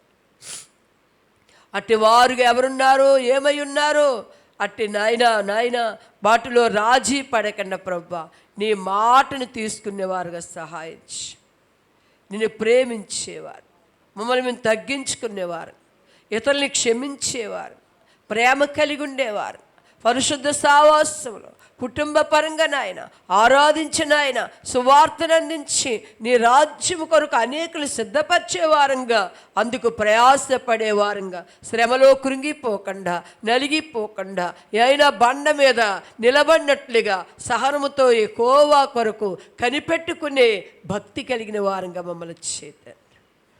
అయ్యా, దేనిలో రాజీ పడొద్దన్నారు, వాటన్నిటిలో రాజీ పడిన వారంగా మాకు కలిగి ఉన్నదాని అంతటిలో మొదట నీ మందిరంలో ఆహారం ఉండినట్లుగా అయ్యా మా 10వ భాగాలు ఉన్నట్లుగా, ప్రతిష్టార్పణలు ఉన్నట్లుగా, మొక్కుబడులు ఉన్నట్లుగా, స్వేచ్ఛార్పణలు ఉన్నట్లుగా అయ్యా నీ ఎదుట నాయనా నిర్దోషులమై అంచబడినట్లుగా నీ కృప దయచి ఇనుచున్నాం. గ్రహింపు